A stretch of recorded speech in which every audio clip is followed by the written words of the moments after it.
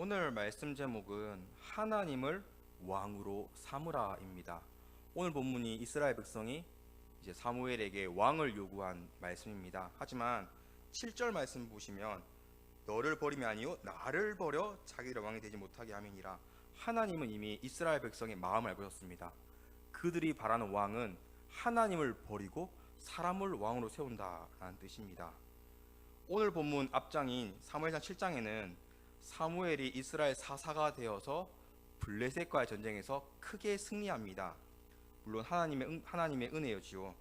하나님의 은혜로서 블레셋에게 빼앗겨온 땅들도 다 도로 회복되었고, 사무엘이 사사로 있는 동안에는 블레셋 지배에서 벗어났으며 전쟁이 없는 평화로운 시대를 꽤 오랜 시간 지내게 되었습니다. 그리고 오늘 본문이 시작되는데 분위기가 달라졌습니다. 오래된 평화가 이스라엘 백성들의 삶을 나타나게 만든 건지 모르겠지만, 이제 이스라엘 백성 마음에는 하나님이 왕이 아니라 우리도 정말로 사람의 강력한 왕을 세워달라고 요구한 것입니다. 블레셋의 지배로부터 자유를 되찾아 주었지만, 평화를 주었지만, 끝내 이스라엘 백성은 하나님을 왕으로 삼기를 거절하고 사람을 왕으로 세워달라고 합니다. 그렇기에 오늘 본문 말씀을 통해서 무엇을 왕으로 세우면 안 되는지와 하나님만을 온전한 왕으로 세우는 베델교 되시길 축원합니다. 오늘 본문이 우리 주는 메시지는 우리 밑에 첫 번째 자막 같이 읽겠습니다.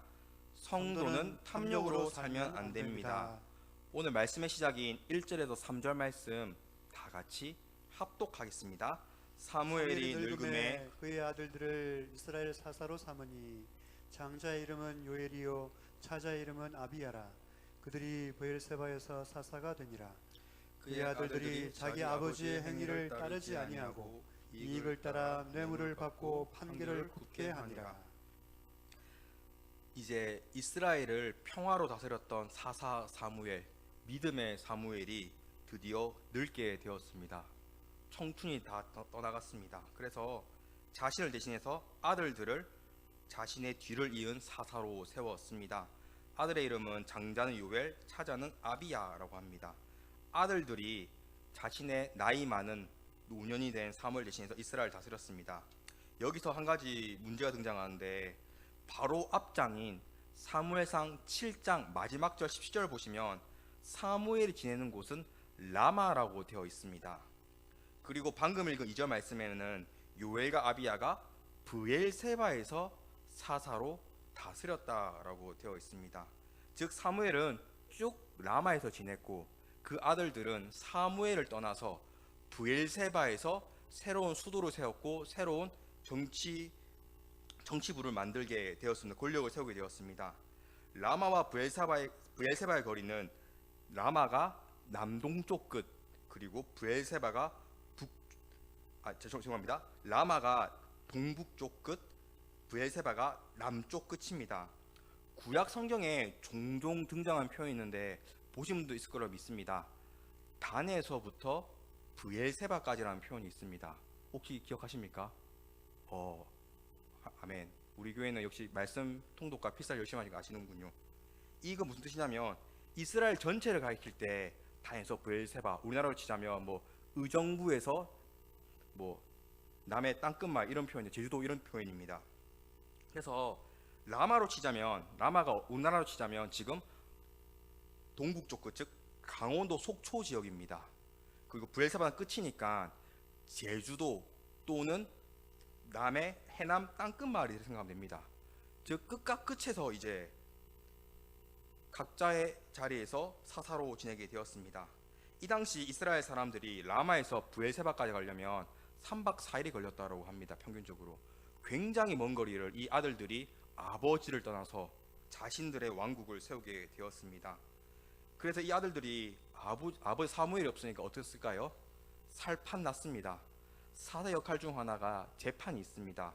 그런데 3절 말씀 보시면 뇌물을 받고 판결을 굽게 하였다라고 합니다. 만약 라마에 가셨더라면 아버지가 막았겠죠. 하지만 멀리 떨어져서 수도로 옮겼고, 브엘사바에서 나한테 와서 재판 받으라 할 때 돈 주는 사람, 또 돈을 주면 그 중에 더 많이 주는 사람을 네가 승리했다라고, 네가 승소했다라고 재판했다라고 합니다. 아버지 사무엘은 정직하고 신실했지만 그 아들들은 권력을 가지게 되니 타락하였고 불공정한 재판, 즉 부정부패가 가득한 이스라엘을 만들게 되었습니다. 가끔 역사책을 보면 아버지가 굉장히 훌륭한데 그 자녀들이 최악인 경우가 굉장히 많습니다. 대표적으로 성경에서는 오늘 사무엘과 요엘과 아비야뿐만 아니라 성경을 읽다 보면 열왕기하에서 다윗 왕 이후 최고의 왕을 뽑으라고 하면 솔로몬이 아니라 히스기야 왕입니다. 히스기야 왕은 굉장히 뛰어난 신앙을 가지고 있었고 가장 신실한 왕이었고, 그리고 눈물로 기도를 해서 죽음에서도 벗어난 왕입니다. 굉장히 뛰어난 왕입니다. 하지만 그의 아들은 므낫세라고 남유다 중에서 최악의 왕 중 하나입니다. 므낫세가 얼마나 최악이냐면 남유다 때 므낫세의 우상 범죄 왕 온갖 죄악 범죄 때문에 남유다 때 므낫세의 통치 기간 때 남유다가 한번 함락됩니다. 네. 우리가 잘 아는 조선시도 마찬가지죠. 조선의 9번째 왕이 성종입니다. 그의 아들 누굴까요? 연산군입니다. 아버지는 굉장히 뛰어난 왕이라고 합니다. 하지만 그 아들은 다들 아는 폭군이었습니다. 이처럼 부모가 굉장히 올바르고 신실하게 살아도 그 자녀들이 어긋날 때가 우리는 굉장히 많이 보게 됩니다. 특히 저도 PK이기 때문에, 목회자 자녀이기 때문에 제 아버지 지인들의 자녀들을 보면 정말 예수 안 믿는 사람들을 술로 세월을 보내는 친구들을 많이 보게 됩니다. 만약에 내 자녀들이 예수님 잘 믿고 성실하게 잘 사는데요 하면 성도님들, 하나님께 정말 감사해야 합니다. 내 자녀가 신앙이 있고 성실한 것보다 더 큰 은혜는 없습니다. 내 자녀가 의대 못 가는데 이런 말도 안 되는 소리 하지 마시고, 의대 가고 교회 안 다닌 것보다 의대 안 갔지만 공부는 못했지만 건강하고 신앙생활 열심히 하고 착실히 사는 것만큼 큰 은혜가 없습니다. 그렇다면 왜 사무엘은 이렇게 훌륭하고 뛰어난 사사였지만, 하나님의 사람이었지만 그의 아들들 요엘과 아비야는 타락한 최악의 사사가 되었을까요? 간단합니다. 탐욕 때문이었습니다. 사무엘은 라마에서 하나님을 사랑했지만 그의 아들들은 라마를 떠나서 브엘세바에 가자 하나님이 아닌 물질, 즉 돈을 사랑했습니다. 물질을 사랑하니, 돈을 사랑하니 뇌물을 받기 시작했습니다. 권력을 짓게 되니까 내가 말한 대로 재판이 딱딱딱 진행되면 얼마나 여러분 재밌겠습니까? 누가 봐도 이 사람이 나쁜 사람이, 이 사람이 나에게 큰 돈 주면 네가 승자다 하면 더 큰 돈도 벌고, 얼마나 이 권력과 이 물질의 맛을 내려놓지 못했겠을까요?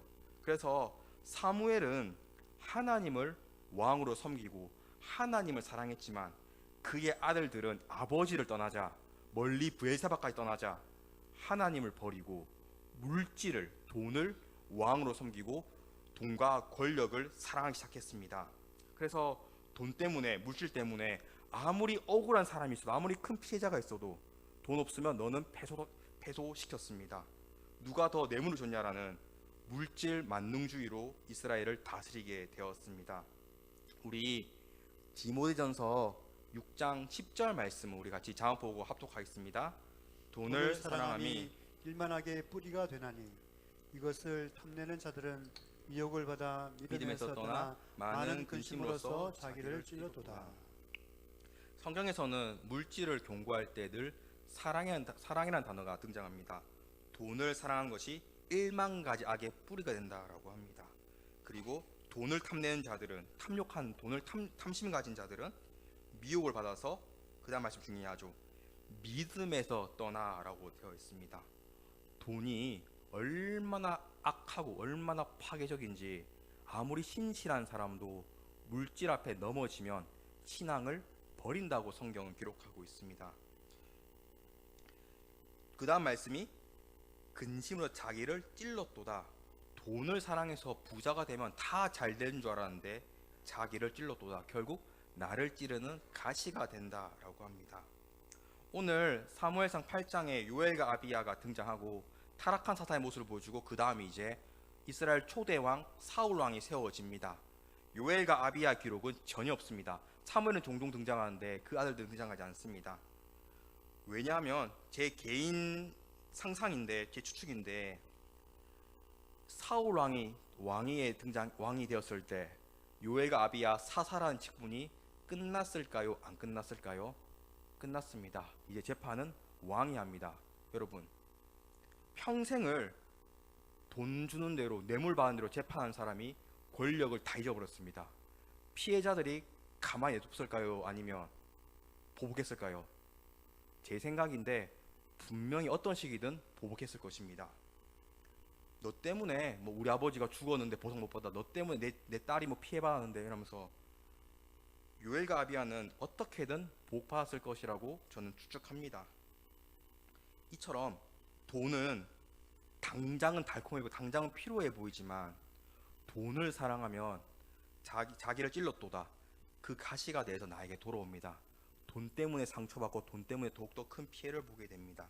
그렇게 사랑하는 성도님들, 우리는 오직 여호와 하나님만을 사랑해야 합니다. 믿으십니까? 우리 히브리서 13장 5절 말씀을 다 같이 합독하겠습니다. 돈을 사랑하지 말고 있는 바를 족한 줄로 알아. 그가 친히 말씀하시기를 내가 결코 너희를 버리지 아니하고 너희를 떠나지 아니하리라 하셨느니라. 히브리서 말씀에는 돈을 사랑하지 말고 있는 바, 즉 내가 가꾸고 있는 가진 재산에 족한 줄로 알라, 만족하라 라고 합니다.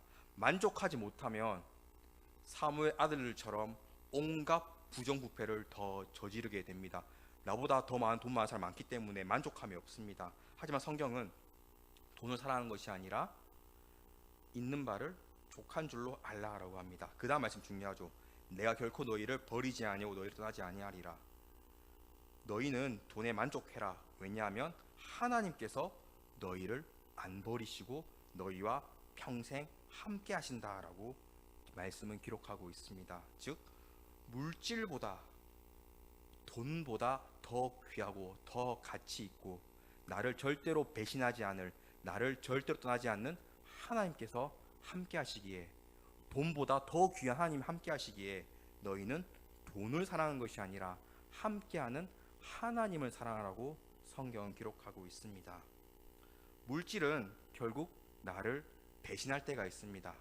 물질 때문에 상처받고, 물질 때문에 가족들이 갈라지지 않습니까? 뭐 유산 문제라든지 뭐 빚 문제 때문에, 보증 문제 때문에. 이처럼 물질은 그 끝은, 그 처음은 달콤할지 몰라도 그 끝은 어찌 될지 아무도 모릅니다. 하지만 하나님은 영원히 나와 함께 하십니다. 그렇게 나에게 주신 하나님께 나에게 허락하신 재산에 만족해야 합니다.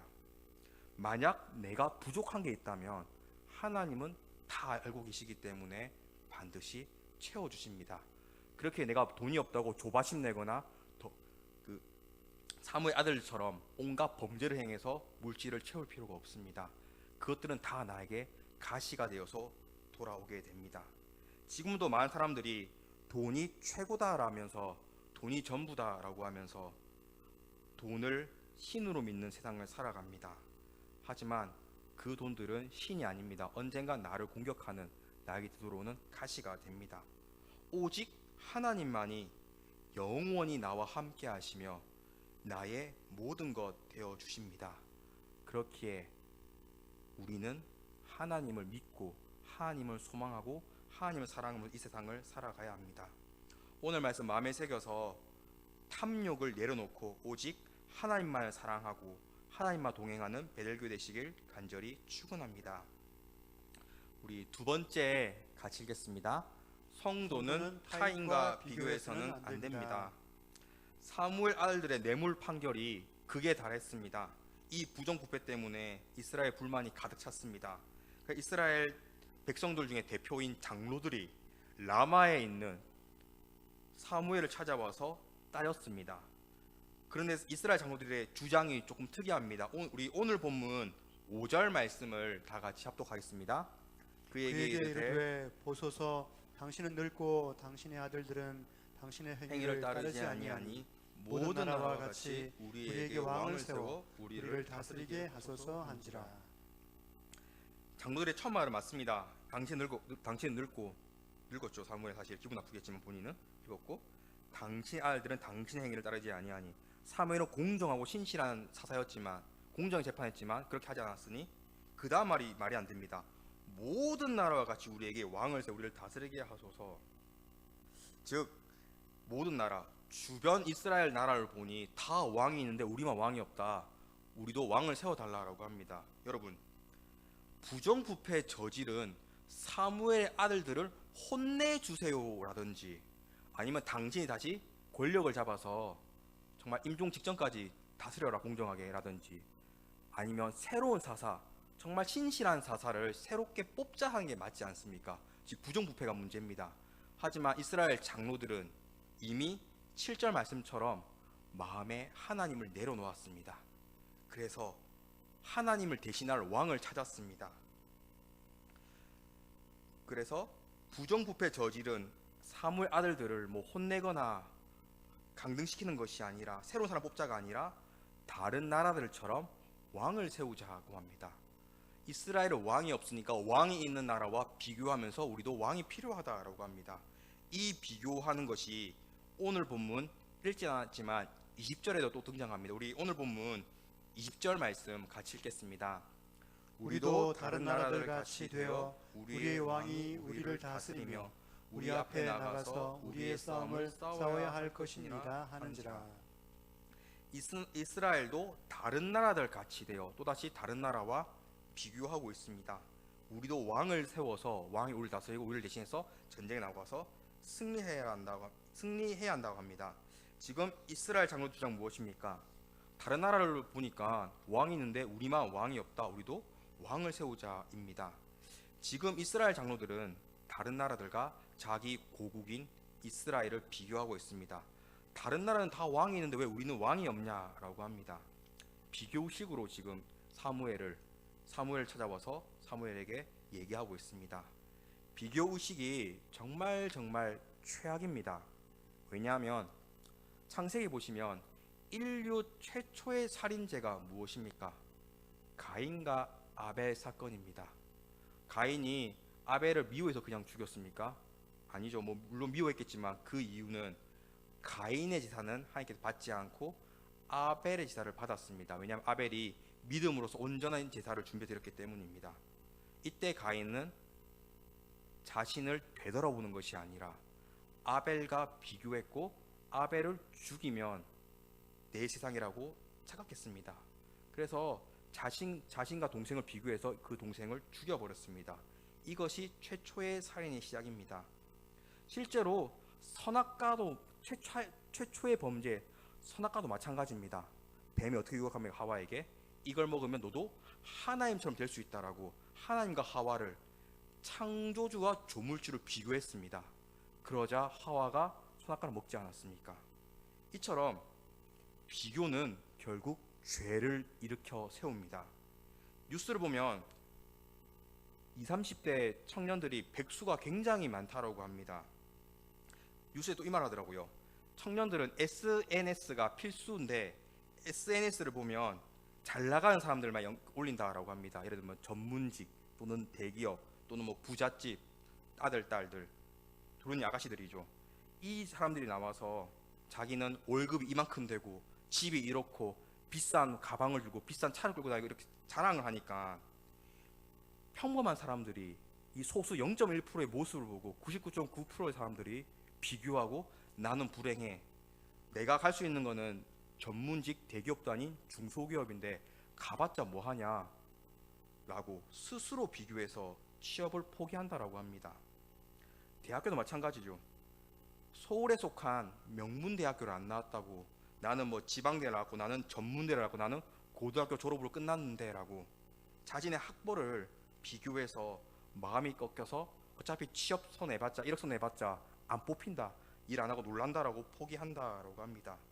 그래서 이제 욜로라는 단어가 등장한 게, 아무리 내가 열심히 일하고 아르바이트를 뛰듯 일을 해도 돈을 모아도 부자처럼 못 되고 집 부동산 할 수 없고 늘 가난할 것 같으니까 들어온 대로 매달 돈을 다 쓰자라고 합니다. 여러분 알다시피 지금이야 욜로지 20년 전만 연로를 안 하고 한량이라 했습니다. 여러분, 들어오면 돈 다 써버리면 한량처럼 젊은 사람들이 살아갑니다. 이처럼 비교는 비교할수록 불행해지지 않습니다.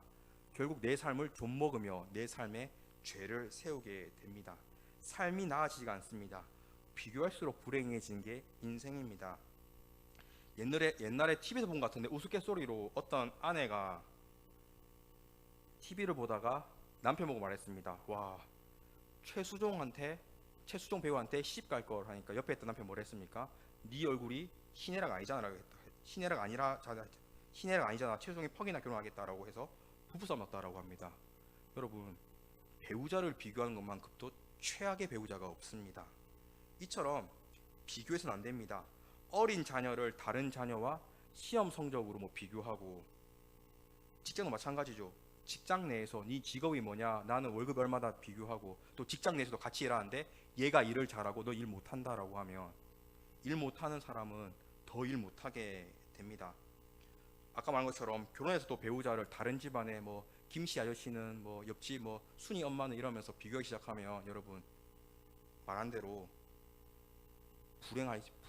불행하고 죄만 생기게 됩니다. 결국 가정이 무너지게 됩니다. 가인과 아벨 사건의 살인도 비교 때문에 시작되었고, 선악과도 비교 때문에 먹게 되었습니다. 그래서 성도는 어떠한 상황 가운데서도 절대로 비교해서는 안 됩니다. 하나님께서 각자 주신 달란트, 은사, 은혜가 다르다는 사실을 믿고 하나님께 집중하셔야 합니다. 오늘 이스라엘 장로들을 계속해서 옆나라 이스라엘을 비교했습니다. 옆나라 잘 사는데 그들은 왕이 있다. 우리는 못 사는데 왕이 없어 그렇다. 옆나라는 공정한데 왕이 있어 그렇다. 우리 왕이 없어 그렇다. 옆나라는 뭐가 잘 되는데 왕이 있어 그렇다. 옆나라는 군대가 세는데 왕이 있어 그렇다 등등, 뭐만 하면 왕과 비교하니까 결국 사무엘을 찾아가서 왕을 세워달라고 합니다. 하지만 이스라엘 장로들이 착각한 게 있었습니다. 뭘까요? 옆 나라들은 블레셋, 아람 이런 나라죠. 모압 이런 나라죠. 암몬 이런 나라죠. 옆 나라들은 왕이 있었지만 하나님이 없었습니다. 왜냐하면 이스라엘 주변 모든 나라는 우상 숭배하는 나라, 바알과 아세라 믿는 나라였기 때문입니다. 오직 이스라엘은 왕은 없었지만 더 크고 더 위대하신 하나님이 계셨습니다. 그래서 이스라엘은 비교하는 게 아니라 감사해야 했습니다. 우리도 마찬가지입니다. 나보다 잘난 사람, 나보다 많이 가진 사람, 나보다 예쁘고 뛰어난 사람 보고 비교하고 질투하고 낙심하고 분노하는 것이 아니라 나에게 주신 하나님의 세워보고 하나님께 감사할 줄 알아야 합니다. 성도는 결국 다른 사람과 비교해서 불행하게 살아가느냐, 비교하는 것이 아니라 나와 내 가정에 주신 은혜를 기억하고 감사하며 살아가느냐로 나뉘게 됩니다. 제 주변에도 목회자들 많습니다. 물론 감사하게 살아가는 귀한 목사님도 있지만 몇몇 친구들이 이제 누군가는 유학 갔다더라 해가지고, 유학 가려면 여러분 그 정도 실력이 되어야 하고 간절한 꿈이 있어야 합니다. 실력과 꿈. 그런데 비교식으로 유학 간 친구들이 몇 명 있었습니다. 다 돌아왔습니다. 결국 다 빚지고 지금도 빚 갚는다고 힘들다라고 합니다. 개척도 마찬가지죠. 정말 하나님께 간절히 기도하고 계획 세우고 응답받고 해가지고 정말 하나님의 뜻대로 개척한 사람은 괜찮은데, 나는 청빙도 못 받고 니도 개척하는 나도 개척해야겠다라고 비교로 개척하면 그 교회 100% 문 닫습니다. 이처럼 성도는 직분을 고사하고 절대로 타인과 비교해서는 안 됩니다. 결국 불행해지고 결국 죄만 하게 됩니다. 내 재산이 얼마고, 내 직장이 뭐고, 내 자동차가 얼마짜리고, 내 외모가 어떻고, 입고 다니는 옷이 얼마짜리고, 몸매가 어떻고, 내 자녀들 학벌이 어떻고 등등 다 의미 없습니다. 비교할수록 불행해질 뿐입니다. 성도는 비교하는 것이 아니라 아까 말한 대로 하나님의 시선을 고정하고 나에게 주신 은혜에, 나에게 주신 은사와 달란트에 감사할 줄 알아야 합니다. 이스라엘은 지금 비록 왕이 없었지만 하나님이 계신 것처럼, 더 크신 하나님이 계신 것처럼 나와 함께하는 하나님께, 시선을 고정하는 하나님께 감사해야 합니다. 고린도서 3장 2절 말씀입니다. 위의 것을 생각하고 땅의 것을 생각하지 말라. 우리가 비교하는 모든 것들, 뭐 재산, 학벌, 뭐 인맥, 뭐 기타 등등 외모 이거 다 땅의 것이지 않습니까? 이 땅에서 한정된 거지 않습니까? 천국 가면 누가 물어보면 예수님이 너 서울대 나왔냐 물어보겠습니까? 천국 가면 베드로가 물어보겠습니까? 너는 뭐 자녀들이 어디 나왔니 물어보겠습니까? 아니지 않습니까? 성경은 위의 것을 생각하고 천국과 하나님의 것을 생각하고 땅의 것, 죽으면 다 내려놓고 갈 것들을 생각하지 말라라고 합니다. 그렇게 우리는 이 땅의 삶이 전부가 아닌 다음 생인 천국의 삶을 바라보고 내 욕망과 내 비교로 살아가는 것이 아니라 하나님의 뜻대로 하나님께 감사하는 삶을 살아가야 합니다. 그렇게 성도는 나보다 못한 사람과 비교하고 우월감을 느끼거나 나보다 많이 가진 사람 보고 열등감을 느낄 필요가 없습니다. 각자에게 주신 은혜가 있고 이 은혜에 감사하는 성도만이 하나님께서 가장 기뻐하고 착하고 충성된 종이라고 말하는 성도가 됩니다. 오늘 말씀 마음에 새겨서 나에게 주신 은혜로 만족하며 감사하는 배우 되시길 간절히 축원합니다. 우리 세 번째 같이 읽겠습니다. 성도는 하나님을 왕으로 삼아야 합니다. 오늘 말씀 제목이 하나님을 왕으로 삼으라입니다. 이스라엘 백성은 결국 7절 말씀처럼 그들의 마음에는 하나님이 왕이 아니었기에 왕을 요구했습니다. 오늘 본문에 등장한 사람은 총 세 종류입니다. 먼저 요엘과 아비야, 사무엘 아들들입니다. 사무엘 아들로서 물질만 탐내고 뇌물만 받고 불공정한 재판했습니다. 결국 이 아들들은 하나님이 왕이 아니라 물질이 왕이었습니다. 두 번째 종류는 이스라엘 사람들입니다. 장로를 포함한 이스라엘 장로들입니다. 이 사람들은 비교가 왕이었습니다. 비교만 하면 살아갔습니다. 다른 나라처럼 왕을 요구했습니다. 마음속에 하나님 왕을 내려놓고 7절 말씀처럼 자신들의 왕을 세울 요구했습니다. 마지막 세 번째가 누구겠습니까? 사무엘입니다. 사무엘은 요엘과 아비야, 이스라엘 장로들, 이스라엘 사람들과 다른 점이 있었습니다. 우리 오늘 본문 6절 말씀을 같이 합독 하겠습니다. 6절입니다. 우리에게 왕을 주어 우리를 다스리게 하라 했을 때에 사무엘이 그것을 기뻐하지 아니하여 여호와께 기도하매. 오늘 본문 사무엘상 8장을 보면 요엘과 아비야, 이스라엘 사람들, 이스라엘 장로들 그 누구도 기도했다라는 기록은 전혀 없습니다. 오직 방금 6절 말씀처럼 사무엘이 그것을 기뻐하지 아니하여 여호와께 기도하매. 사무엘이 봐도 지금 왕을 요구하는 것은 잘못된 경우입니다. 그래서 기뻐하지 않고 그 다음 한 것이 안 된다 라고 강하게 말한 것이 아니라 하나님께 기도했다고 성경은 기록하고 있습니다. 오직 사무엘만이 어떠한 문제가 발생했을 때 여호와께 하나님께 기도하며 하나님께 기도로서 아뢰습니다. 그렇기에 오늘 보면 이스라엘 장로들도 옳은 행동은 뭐 비교하고 왕을 달라는 것이 아니라 사무엘처럼 우리 먼저 기도하자가 옳은 행동이었습니다. 하지만 오늘 본문 보시면 등장한 사람 중에서 유일하게 사무엘만이 기도했습니다. 하나님께서는 이제 사무엘상 8장 쭉 읽어보면 왕이 세워지면 안 좋은 점들, 단점들을 말합니다. 너희 아들들은 뭐 전쟁에 끌려가고 너희 딸들은 밥하는 사람이 되고 뭐 이렇게 계속 쭉 얘기합니다. 그래도 이스라엘 백성은 이제 다른 나라와 비교해서 왕을 세워달라고 합니다. 이때 사무엘은 이 변하지 않는 이스라엘 사람들을 보고 어떻게 행동할까요? 우리 오늘 본문 있지 않지만 21절 말씀을 같이 읽겠습니다. 21절입니다. 사무엘이 백성의 말을 다 듣고 여호와께 아뢰매. 하나님께서는 이스라엘 백성을 경고했습니다. 왕이 되면 단점이 있다. 너희 자녀들이 왕의 종이 된다 뭐 말을 했는데 사무엘은 백성의 말을 다 듣고 그 다음 하는 말이 스스로 판단하지 않습니다. 또다시 여호와께 아뢰매, 하나님께 기도했다는 표현입니다. 하나님께 기도했습니다. 즉 사무엘은 살다가 보면 어떠한 문제가 발생했을 때마다 늘 기도했다는 것을 알 수 있습니다. 그래서 어떤 목사님 설교에는 사무엘도 당연히 자기 아들들의 부정부패와 뇌물을 알았다라고 합니다. 이미 다 소문났겠죠. 그런데 이 부정부패를 보고 사무엘이 가만히 있었다는 것은 뭐 엘리 지상처럼 닮아서 아들 사랑해 그런 것이 아니라 계속해서 아들들을 위해서 기도했을 것이다라고 설교하시더라고요. 왜냐하면 이미 본인 늙었고 자녀 다 컸는데 말해봤자 듣지도 않고 기도로서 했을 것이다라고 설교하시는 분 제가 본 적이 있습니다. 왜냐하면 사무엘 일대기를 쭉 읽어보면 사무엘은 항상 어떠한 상황 가운데서도 가장 먼저 기도하는 기도자였습니다. 오늘 본문에도 이스라엘 장로들의 첫 번째 불만에도 본 스스로 결정하는 것이 아니라 하나님께 먼저 기도했습니다. 또한 다시 왕을 달라는 요구에도 스스로 결정하지 않습니다. 그때도 하나님께 기도했습니다. 늘 기도가 먼저 되는 기도자였습니다. 왜냐하면 사무엘만이 오직 하나님만을 왕으로 섬기기 때문입니다. 만약에 백성 가운데 문제가 생기면 왕에게 상소하지 않습니까?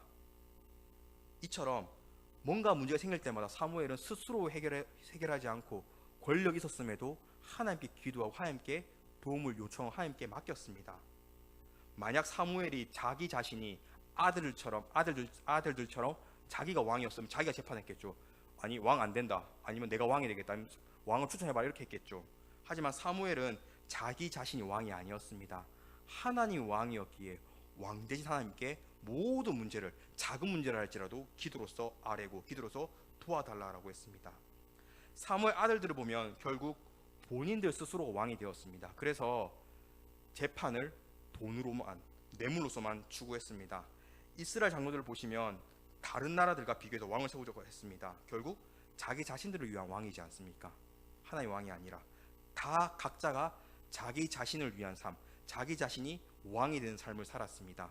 하지만 사무엘만 아니었습니다.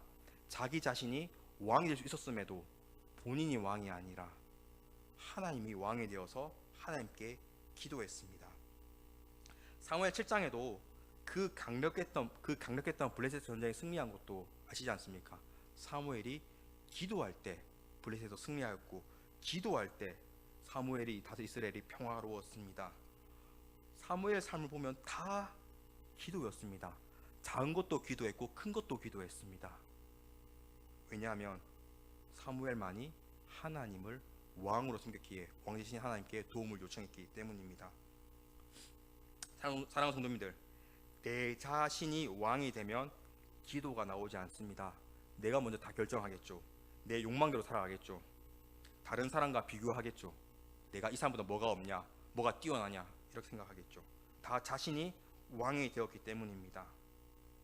하지만 내 삶을 다스리시는 하나님, 나를 사랑하신 하나님, 하나님만을 왕으로 섬긴다면 내 삶은 바뀌게 됩니다.